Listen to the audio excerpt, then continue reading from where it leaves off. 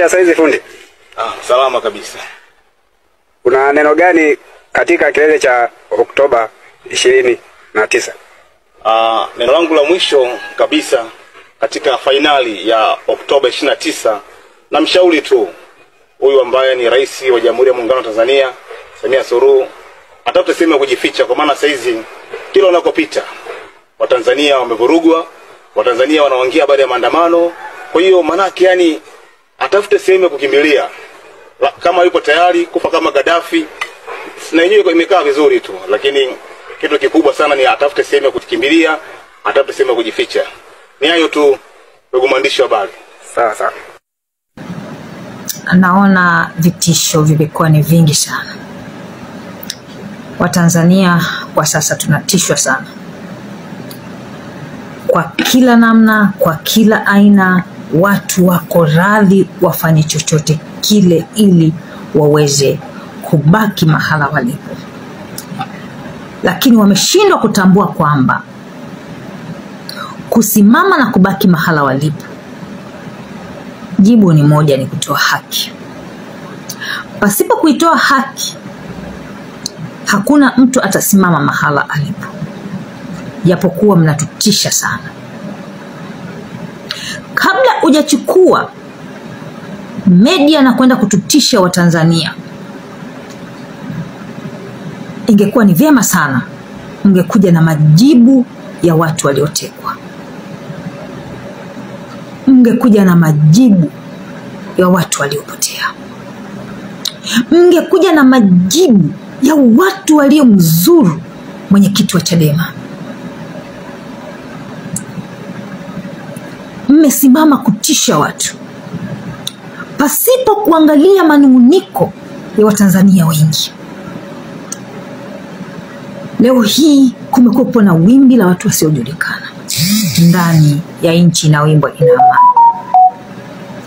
Kwa amani ipi? Watu wanaishi kwa mashaka. Watu hawana amani. Ipi amani ambayo nyinyi mnaimba, ambayo nyinyi mnaiona ipo? Mimi sioni kama kuna amani. Ninachoona kwangu mimi ni kuporwa kwa haki ya Mtanzania ya kusikilizwa, ya kuzungumza na ya kuishi. Mnatumia nguvu nyingi sana kujaribu kutunyamazisha. Mnaenda mbali mpaka mnamwaga damu za Watanzania. Mmesababisha watoto wamebaki mayatima, wamekosa wazazi kwa sababu ya maslahi yenu binafsi. Mmesababisha kina mama wamebaki wajane kwa sababu ya maslahi yenu binafsi. Nini kilichopo katikati ya haya mambo ambayo mnatumia nguvu kubwa sana kujaribu kuzima sauti ya Watanzania wanaoimba haki, ila mnataka kufungua kelele zinazoimba amani pasipo haki? Mnajaribu kututisha Watanzania. Mnatumia kila namna kutunyamazisha. Mnachokilinda mnalinda nini? Lakini sijasikia hata siku moja mkiwazungumzia watekaji na wauaji wa Tanzania waliosababisha upweke na uyatima wa kulazimisha kwa watoto.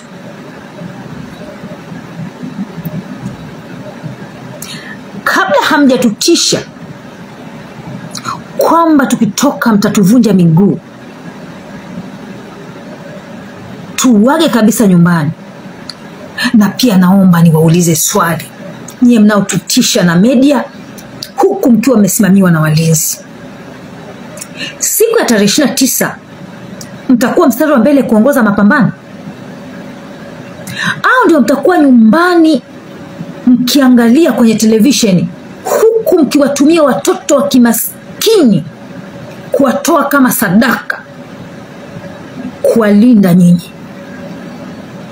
Mkiwatumia watoto wa kimaskini ambao ni polisi wetu wa Tanzania waliotoka kwenye familia za kimaskini kuwatoa sadaka au kafara, kuwatanguliza mstari wa mbele kwenda kupambana na wananchi. Nilitamani sana hivyo vitisho mnavyovitoa kwamba mtatuvunja miguu tuwaage wazazi wetu kabisa nyumbani. Nilitamani nyinyi ndio muongoze mapambano. Nilitamani nyinyi ndio muwe mstari wa mbele kuongoza mapambano baina ya wadai haki na wazulumu haki za watu, wanaoimba amani pasipo kuitoa haki. Lakini leo hii mtawatanguliza watoto maskini mbele kupambana na wananchi, kuwatoa sadaka. Wao ndio watarudi vilema, wamejeruhiwa, kulinda maslahi yenu. Ni mwanaume mwenzako anakuchezea sehemu za siri anavotaka yeye, yani mwanaume mwenzako. Afu ukiangalia ni kijana mwenzako tu, afu unajua wanafanya mambo kama haya hapa, wengi wao wala sio polisi, wengi wao ni hawa vijana wa UVCCM. Hawa vijana ndio wabaya, hawa vijana hamna kucheka nao. Ukijua tu mtaani kwako kuna hawa ndio wanotutesa, hawa ndio wanotufanyia mambo ya kinyama, kwa sababu wanataka kuonyesha ile mifano ili waongezwe vyeo huko walipo. Jamani, tumepitia mambo magumu. Yaani nawaambia vijana, tumepitia mambo magumu. Yaani mimi hapa kuna watu mpaka sasa hivi nikiwaona naangalia chini. Tunajua kabisa hawa ndo wabaya wangu, lakini nitafanya nini? Bado sijapata ile nguvu. Lakini sasa tunaenda kupata ile power. Kuna wengine mpaka sasa hivi na uhakika washakimbia kwa sababu wanajua kinachoenda kuwafanya. Hivi msha kujiuliza wale vijana walokutwa wamefariki, wale vijana wenzetu karibia 4 sio 5 na sura zimeharibiwa. Mnajua sababu ni nini? Kwa sababu wale sio wahalifu, sio waizi, wale ni bodaboda. Mnajua wamefanya nini? Sasa hivi maiti kuokotwa tu from nowhere, vijana tunakufa wadogo miaka 20, 21, 22, 23 tunauliwa ni from nowhere tu kuokotwa maiti. Sasa hivi hakuna ajabu. Haya mambo yataenda mpaka lini? Mpaka lini? Hii ndo chance ambayo ndo yani Mungu katuunganisha. Sisi hatujajiunganisha tu wenyewe. Hii ni power ya Mungu katuunganisha, katuchagua kwamba jamani sasa jiteteeni. Alafu chengine tusitegemee sijui jeshi la wananchi, tusitegemee sijui akina nani. Sisi ile jambo kama wananchi tumelianzisha ni la kwetu. Likitushinda wengine tutafuteni tu nchi za kwenda. Kwa sababu hakutokalika. Yaani mwanamke akiingia tena akipata hiyo mitano tena, jamani nchi ndo inaenda kabisa kuvurugika. Si kwa kuiba tu rasilimali, yaani mpaka sisi wenyewe tutachukuliwa kama, yaani tutachinjwa live. Mimi nakukwambia, yaani ataenda kulipiza kisasi vibaya mno.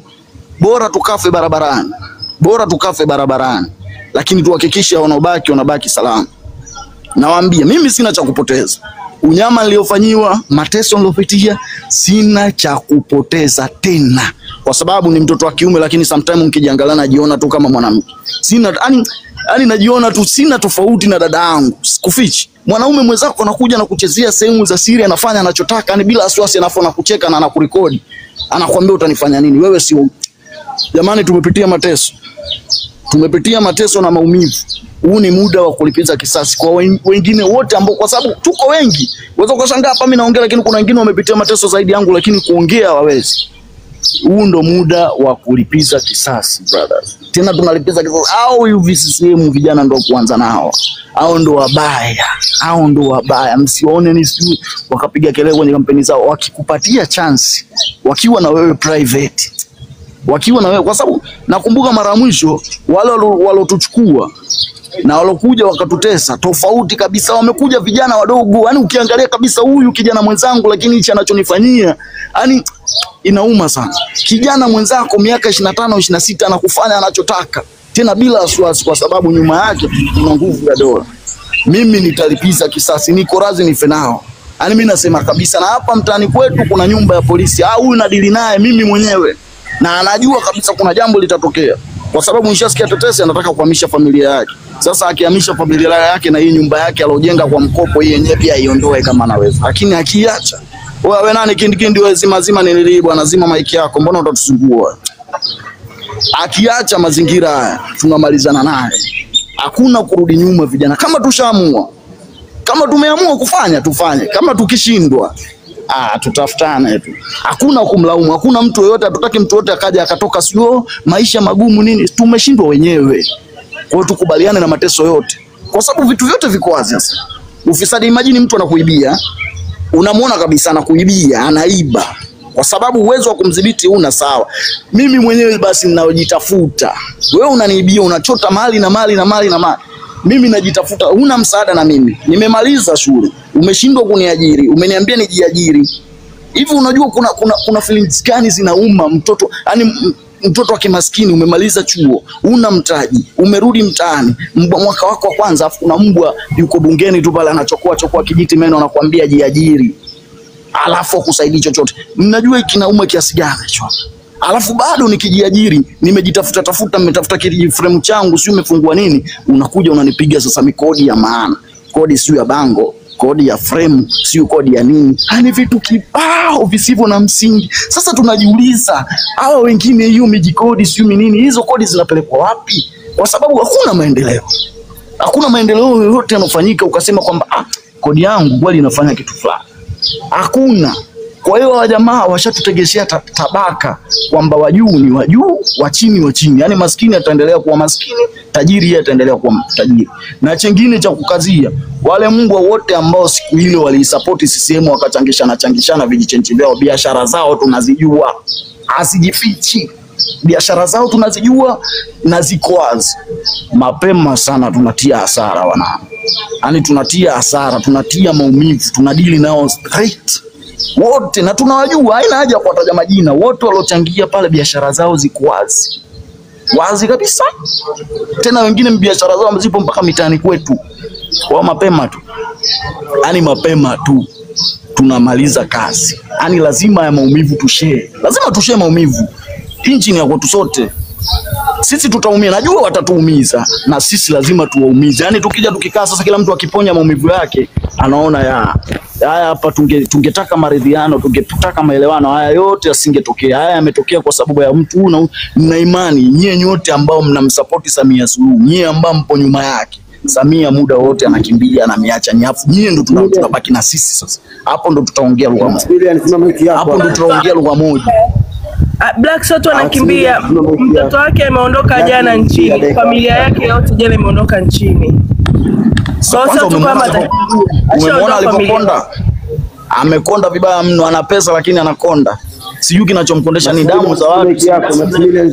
Una mabodi kali na utajiri, unatembea marozi lakini bado unakonda wale. Yaani tayari washakubaliani, tushawakamata. Yaani hapa tulipofikia vijana, tunaongea vijana, hapa tulipofikia tumefikia ni dakika za lala salama. Tukibugi tu tukagive up. Tukibugi tukagive up. Tumewapa cheo. Samia atajisifu sana.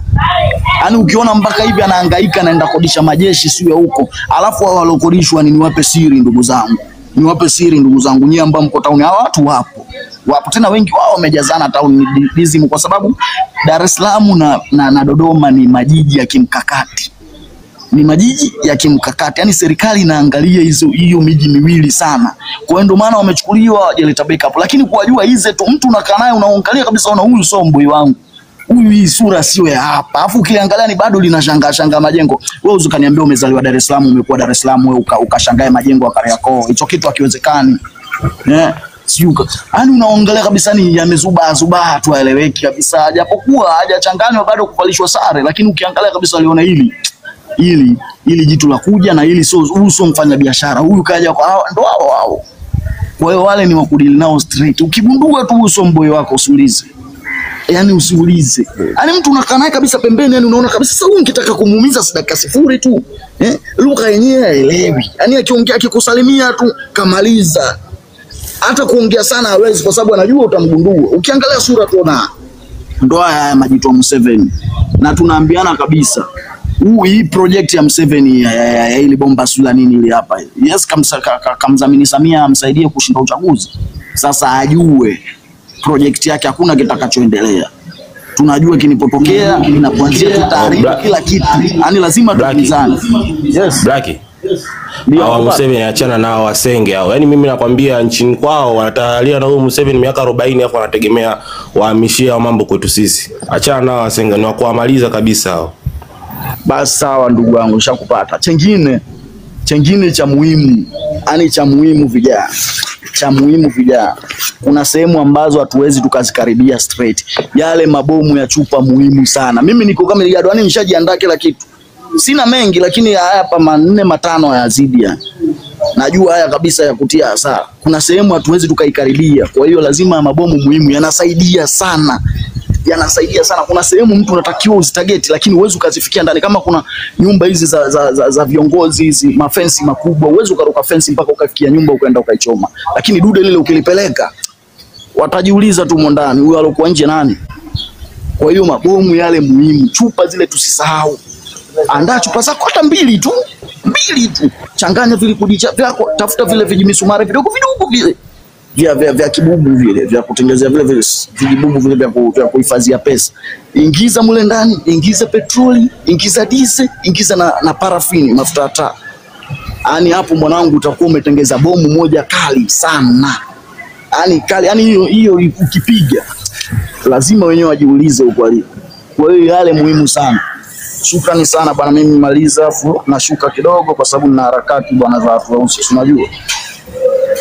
Asante sana. Edwin. Naomba niongee kidogo basi kidogo.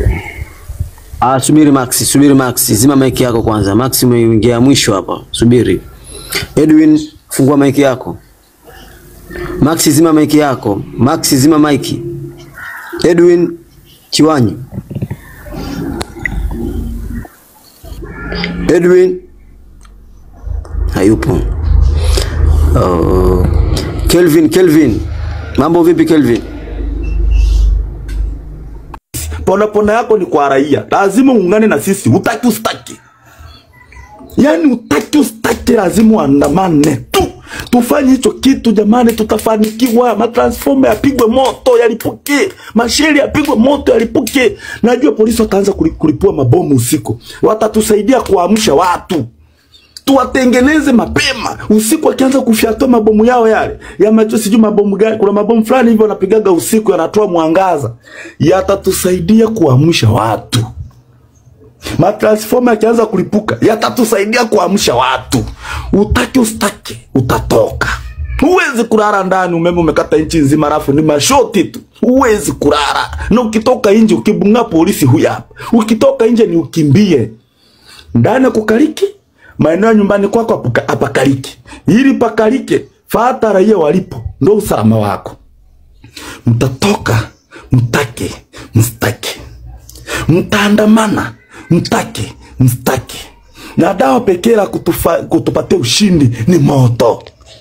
Ni wapi? Nyumba ya Diamond iko wapi? Moto. Sijui ofisi ya CCM iko wapi? Moto. Sijui kuna kiofisi cha kupiga kura kiko wapi? Moto. Sijui sheria nani, sijui ya mbunge gani? Moto. Sijui showroom ya mbunge gani? Moto. Sijui lori ya mbunge gani linapita barabarani, watu tuko kazini? Fire. Sijui basi limetoka mkoani, watu tuko kazini? Moto.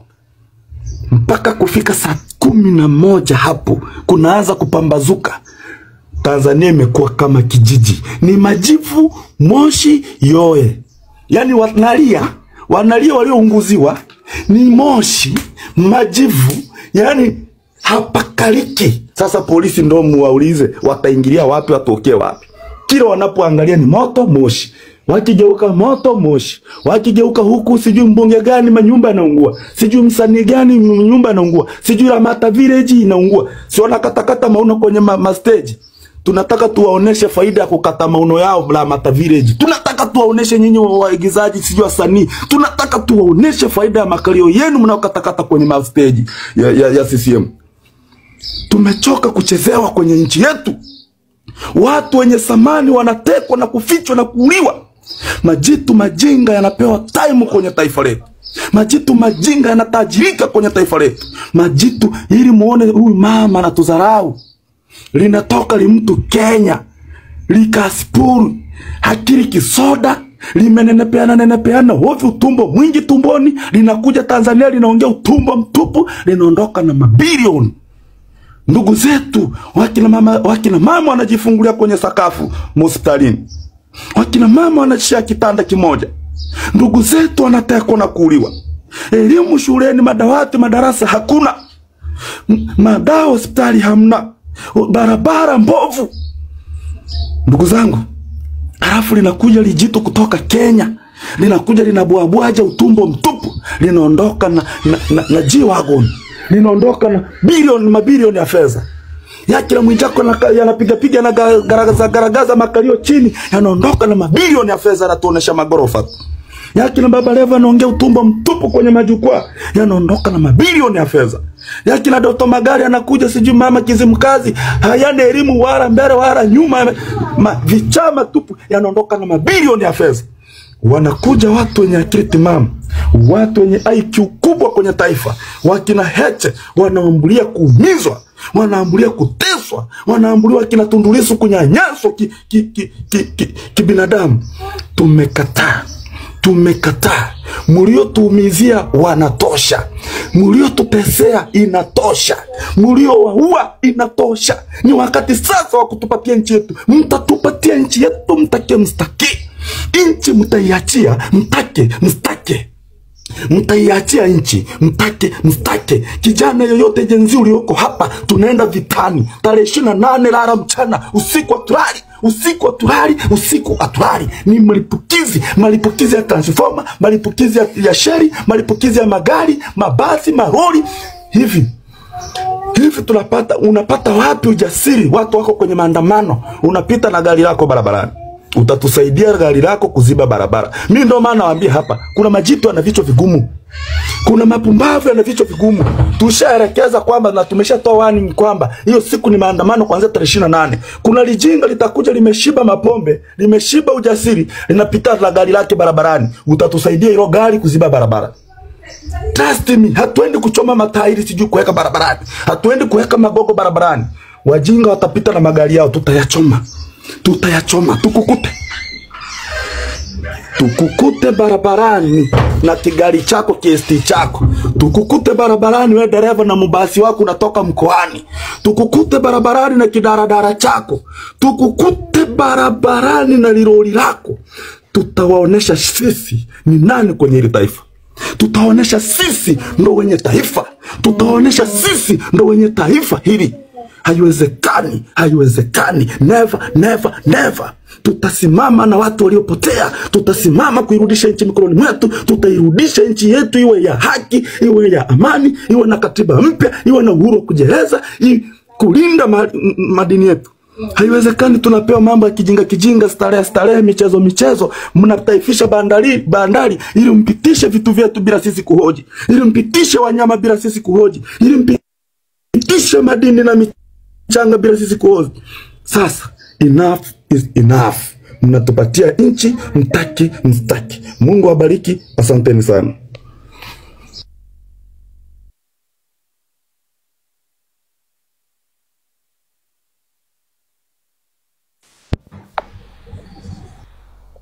One love, naona zangu za kisiasa. Nimekaa gerezani siku 133 kwa kesi ya kisiasa kwenye uchaguzi wa mwaka 2020. Sasa hivi nazungumza hapa, nimefunguliwa kesi Mahakama Kuu, kesi ya maombi ya kwenda gerezani kwa sababu ya kuipigania nchi yangu ya Tanzania. Ninachokizungumza nimepractice, nimezunguka Tanzania karibia nzima. Watu ni matajiri wa rasilimali. Ukienda kusini wanalima korosho, lakini watu ni maskini. Barabara ya vumbi huko kusini, Lindi, Mtwara na Ruvuma, barabara ya vumbi ni njia kuu peke yake. Barabara ya Tandaimba, sehemu yenye korosho nyingi kwa kusini, lakini barabara yake ya vumbi. Ukifika huko lazima ufikie kuoga, lazima uoge kwanza na mambo mengine yaendelee. Hatuwezi kuwa na nchi aina hiyo. Tunataka kila mtu anufaike na keki ya taifa. Nenda Geita vijijini, kuna mgodi mkubwa wa gold mine kule kwa Msukuma, lakini jimbo la Geita vijijini haina kipande cha kucha cha rami. Tunataka mabadiliko, wanaoongoza serikali hizo rasilimali zirudi kwetu. Ndugu zangu wa jeshi la polisi, tusikilizeni kwa makini. Nendeni Kyela, wanalima kokoa ya kisasa, wanalima mpunga wa kisasa, ni mzuri. Mpunga wa Kyela ni mpunga mzuri kabisa. Lakini unaenda Kyela, watoto wanafundishwa panzi na miguu mingapi. Haba na haba hujaza kibaba. Elimu matope, elimu isiyokuwa na mbele wala nyuma, elimu isiyowasaidia watu. Tunataka tubadilishe taifa. Mtoto wa polisi, mtoto wa usalama wa taifa, mtoto wa mwanajeshi anufaike na elimu ya Tanzania. Tarehe 29 ndio mwanzo wa kufuta uhuni wote kwenye nchi yetu ya Tanzania. Tokeni. Kwa hiyo ndugu zangu jeshi la polisi, mkituona barabarani, hatujaja kupambana na nyie. Tafadhali elekezeni risasi zenu chini. msielekeze risasi kwenye vifua vyetu. Sisi ni watu wema kwenye nchi yetu ya Tanzania. Narudia, tarehe 29, ndugu zangu wa jeshi la polisi, msielekeze risasi kwenye vifua vyetu. Elekezeni risasi chini, kwa sababu sisi tunapambana kwa sababu ya taifa letu. Mimi nitatoka na nitafanya mambo yote kuonyesha naichukia serikali, kwa sababu haitujali, imeteka watu, imeteka marafiki zangu wa karibu. Tumepitia kila aina ya mateso kwenye nchi yetu ya Tanzania. Wao wanataka tuwasikilize wao tu, lakini serikali haitaki kutusikiliza sisi. Mmeweka kodi mmeweka tozo kwenye miamala ya simu, tumesikiliza, tumelipa. Mmeweka tozo kwenye luku, tumelipa. Mkasema kila mwisho wa mwezi, kila Jumamosi mwisho wa mwezi tufunge maduka na biashara, tusifanye kazi, tukafanye usafi, tumefanya. Tumeenda hospitalini, mmetowekea pesa ya kumuona daktari, lakini sasa hivi mimi nikienda msikitini kumuona shehe wangu namuona bure. Nikienda Mkristo akienda kanisani kumuona padri au mchungaji au askofu anamuona bure. Lakini ukienda hospitalini kumuona daktari, mtu una 10,000 mkazi wa kijijini, au una 5,000 mkazi wa kijijini, mama yako, bibi yako, maisha magumu, maskini wa kutupwa. Ukienda zahanati eti kumuona daktari ni shilingi 5,000, panado ni shilingi 1,000 mpaka 2,000. Dawa za malaria wakati mwingine mpaka shilingi 7,000 mpaka shilingi 10,000 wakati maeneo mengine, kutegemeana na ukubwa wa nchi yetu. Sasa mimi ni muone daktari ana sura gani, ana uzuri gani? Yani nikimpa 5,000, nikitoa 5,000 kumuona daktari, yani ana uzuri gani kwanza? Napona. Mtu anakwenda kumuona daktari kwa shilingi 5,000, hana pesa ya kununua dawa, hana pesa ya vipimo, hana pesa ya nauli ya kutoka alikotoka. Huu ni uwaji. Tarehe 29 tunakwenda kukomesha haya. Kwa hiyo ndugu zangu wa jeshi la polisi, tuungane kwa pamoja. Mkituona barabarani tumetoka wa kutosha, tuacheni kabisa. Sisi ni watu wema kwenye taifa letu la Tanzania. Kwa hiyo mwisho kabisa niwashukuru sana. Mkiona hamtuoni viongozi wakuu wa Chadema sijui nini, haya maandamano sio ya kwetu sisi. Haya ni maandamano ya wananchi, sio maandamano ya Chadema. Lakini mjiulize ni kwa nini watu wengi wanaokamatwa ni wa Chadema. Kwa sababu sisi kazi hii tumeifanya kwa uaminifu mkubwa wakati wote bila kuogopa chochote. Tumekuwa tuna hiyo commitment. Mimi nafanya hiki ninachokifanya leo zaidi ya miaka 15 mpaka hapa leo. Ujana wangu wote nimetumia kupigania haki kwenye taifa langu. Nimepitia mateso yote kwa sababu ya nchi yangu. Tarehe 29 nadhani itakuwa ni furaha kwangu kushuhudia ushindi na kile ambacho nimekipambania wakati wote. Na ninashukuru sana sasa hivi watu wote wa Tanzania wote wameunga mkono. Huko kijijini wanafanya kazi nzuri sana. Niipongeze sana jeshi la polisi kwa sasa. Niipongeze wagombea wote wa Chama cha Mapinduzi. Niwapongeze sana kwa sababu kwa sasa hawanadi sera zao, wanatangaza maandamano. Polisi wanafanya kazi nzuri, wanafanya hatua kwenye media mbalimbali, vyombo mbalimbali, redio, kutangaza maandamano yetu. Ukiyataja maandamano watu lazima watatafuta kwani hayo maandamano yanahusiana na nini. Kwa hiyo hata kule ambako ujumbe wetu hauwezi kufika, polisi wanaufikisha. Hongereni sana, mnafanya kazi nzuri sana. Wagombea wa Chama cha Mapinduzi, msiache kutaja maandamano kwenye mikutano yenu, hata kwa kuyakataza. Mkitaja tu neno maandamano basi mmeyatangaza. Kwa hiyo mmefanya kazi nzuri sana. Mmefanya kazi nzuri kwa kipindi kifupi sana. Kwa hiyo endeleeni, msiache. Kwa sababu sisi tukisema hapa habari zetu haziwezi kwenda kwenye vyombo vya habari, ila nyie mnatupelekea. Kwa hiyo ni kazi njema sana. Mimi niwapongeze sana. Enyi mnaonisikiza vijana. Sasa hivi mtu akijilengesha inbox, kaka ukichangia hapo unachangia vizuri sana. Nimependa sauti yako. Nimeangalia picha zako unapendeza sana. Huo ni mkenge, usiingie huo mkenge. Usiingie huo mkenge wa kutongozwa, mtu kujipendekeza. Ewe dada mchangiaji yoyote hapa sasa hivi, tutatongozana baada ya kuchukua nchi. Acheni tamaa ya mwili kwa sasa, mtatekwa, mtakamatwa. Kuanzia kwa sasa acheni tamaa ya mwili. Kwanza hiyo nguvu ya mtu kusema mtu unampenda, hizo haina toba isipokuwa ni toba maalum na msamaha maalum ambao moja kwa moja kwa Mwenyezi Mungu. Kuua watu hatujapewa hiyo haki. Msiue watu, msiue nafsi msizoweza kuziumba. Mtawala anayeua watu anatakiwa kukabiliwa na kuondolewa na kukemewa na kuombewa mabaya na kuombewa dua za kuangamizwa duniani. Mtawala fisadi anayeharibu rasilimali za nchi anatakiwa kuombewa dua, anatakiwa kufanywa kila linalowezekana atolewe madarakani. Huo ndio Uislamu. Ukiona uovu unatendeka katika jamii, uwe unafanywa na mtu yoyote, kiongozi wa dini unatakiwa utoe elimu kwamba watu kukemea kwa elimu uovu utolewe. Ukishindwa kukemea uondoshe kwa mikono yako. Ndio Oktoba 29 tunasema tunakwenda barabarani kuondoa ufiraji, kuondoa ubakaji, kuondoa ulawiti. Nisikilizeni. Naona mna wimbo wenu mmeuanzisha siku hizi, umekuwa ni wimbo maarufu sana. Watu wanafirwa, watu wanabakwa, watu wanauawa, mnaimba wimbo wa amani. Sikilizeni. Amani ni matunda au matokeo ya haki. Haiwezekani watu wauawe, watu wateswe, watu wafirwe, watu walawitiwe, watu waingizwe vijiti magogo kwenye sehemu zao za haja kubwa, watu waingizwe spoko katika sehemu za haja ndogo wanaume, mpaka wanapata kansa za vizazi, watu wanapewa kesi za mauaji, viongozi wa upinzani wanapigwa risasi hadharani, wanapelekwa na mpaka leo hakuna majawabu. Viongozi wa dini hamtoki kukemea haya yote, ila mnatoka kuhamasisha nyimbo za watawala, amani amani. Sikilizeni sasa Mwenyezi Mungu anasema nini. Mwenyezi Mungu anasema, anaapa kwa zama za arasili, wal asr, naapa kwa zama za arasili, innal insana lafi khusr, hakika pasi na shaka wanadamu wote wapo katika hasara, wanadamu wote wapo katika hasara, illa alladhina amanu, anasema isipokuwa watakao kuwa hawapo katika hasara ni wale waliomwamini Mwenyezi Mungu, waamilu salihati, wakahusiana katika kutenda haki, kupigania haki. Sikilizeni maneno hayo, illa alladhina amanu waamilu salihati watawasau bilhaqi. Hakuna neno amani. Isipokuwa wale waliomwamini Mwenyezi Mungu hawatakuwa katika hasara, wakahusiana na wakafundishana na wakaambiana ya kutenda haki, watawasau bisabri. Lakini wakiwa wanatenda haki, njia sio nyepesi, njia sio ya lele mama, watakutana na madhira makubwa na matatizo makubwa, kama ambavyo mmeona wapigania haki wote, ndugu zetu wa TikTok Gen Z wanatekwa, wanapotezwa kwa sababu wanapinga ufiraji, wanapinga ulawiti, wanapinga ufisadi. Wanatakiwa watawasau bisabri, wawe na subra, maana ukombozi uko karibu. Viongozi wa dini, hakuna haki, hakuna amani bila haki.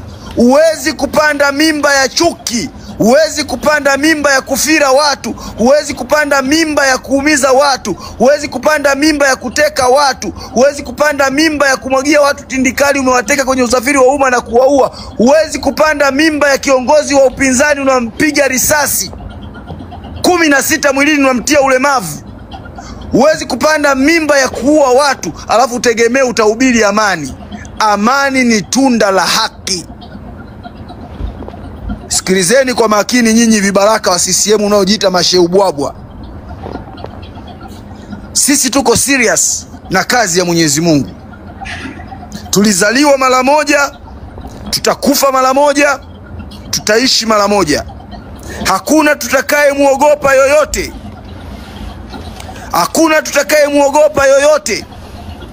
Uoga ni bidhaa ya ghali, sisi hatuiwezi kuinunua. Lakini pia adui tunayemuweza hatutamwachia Mwenyezi Mungu, tutamkabili na kumuondoa atoke madarakani. Sikilizeni, hakuna tunayemhofia yoyote. We are ready to pay that price. We know the consequences ya haya mapambano. Mwenyezi Mungu pia anasema, je, mnafikiri mtapata Tanzania ya amani? Mtapata Tanzania ya haki? Mtapata Tanzania ya kweli? Mnafikiri mtaipata hiyo Tanzania? Mtapata nchi nzuri iliyo na ustaarabu? Hamtaipata mpaka mpite katika njia walizopita waliotangulia kabla yenu, kama wakina Kwame Nkrumah, wakina Julius Kambarage Nyerere, wakina Raila Amolo Odinga na viongozi wengine wote mashuhuri katika dunia ambao walipigania utu wa watu wao. Hatuwezi kukubali taifa letu kugeuza taifa la walowezi, taifa la wezi, taifa ambalo wananchi wake wanaitwa laana, wananchi wake zinaitwa laana, wafugaji haramu, wachimbaji haramu, sijui nani haramu, wavuvi haramu. Hatuwezi kuwa haramu katika nchi yetu. Kuwa na nchi ambayo viongozi wamejigeuza makuadi na vibaraka wa mabeberu, hatuwezi kukubali. Hatuwezi kukubali. Mwarabu anapewa mbuga za wanyama kwa price ya damu za Wamasai Ngorongoro na Loliondo. Hiyo nchi hatutakubali. Hatutakubali kuwa na nchi ambayo Abduli anamiliki saa ya bilioni 1 wakati wananchi wanakosa madawa hospitalini. Hii amani mnayetuhubiria ya kiini macho ya nyinyi kuwa mnakula vizuri kwenye comfort zone, hiyo hatutakuwa nayo. Ndugu zangu vijana wenzangu, vijana ni nguvu ya mabadiliko. Vijana, maandamano ya Oktoba 29 tunatakiwa tutoke kwa wingi. Nguvu tunazo, uwezo tunao, dhamira tunayo, nia tunayo na sababu tunazo. Kwa nini tusitoke? Nani aliye salama katika Tanzania tulionayo sasa hivi? Kama watu wanaweza katekwa nyumbani, wako na wake zao, wakachukuliwa, wakapigwa na manondo usoni ya kupigia, ya kuchimbia, ya kupasulia mawe, wakatokomea nao kusikojulikana. Watu wakapiga risasi mbunge, alafu mbunge kapigwa risasi 16, hajulikani aliyempiga risasi mpaka leo tunaenda mwaka wa 10.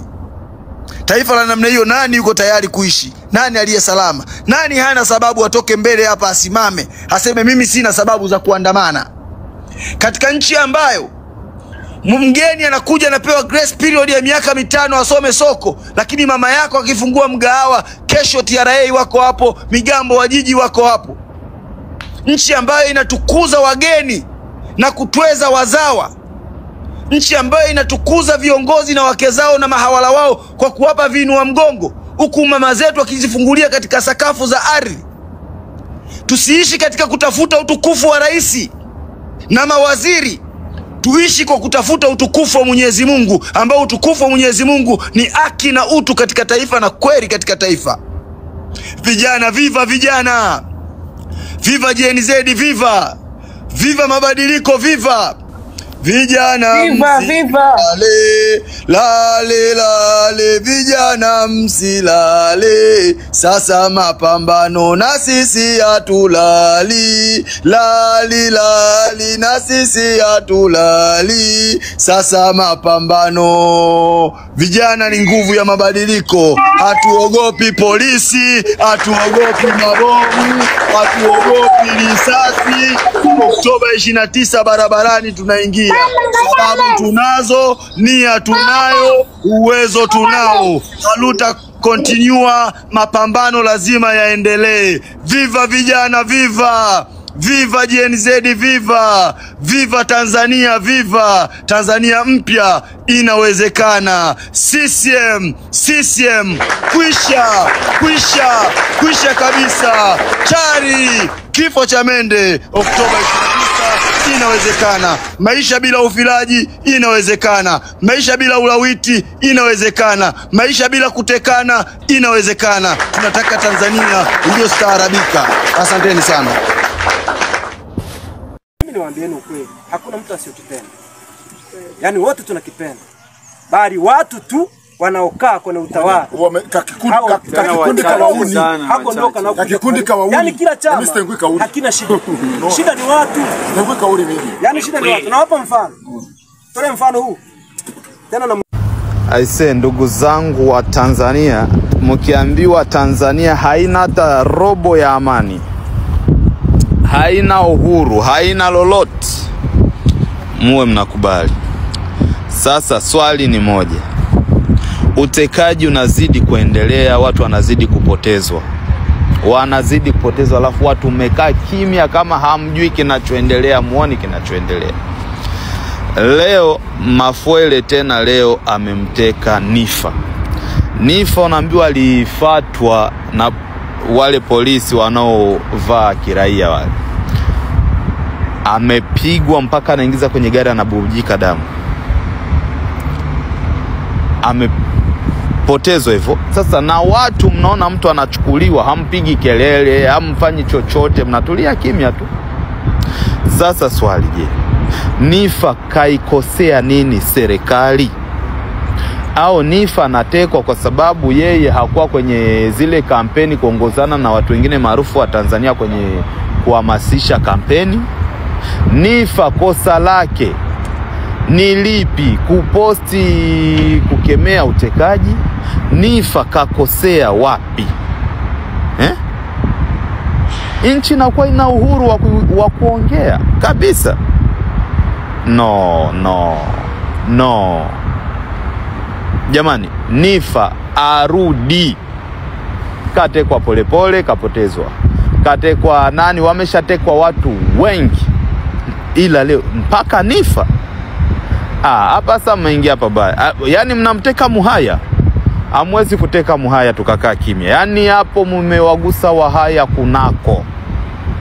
Jamani, Nifa arudi. Arudi kabisa.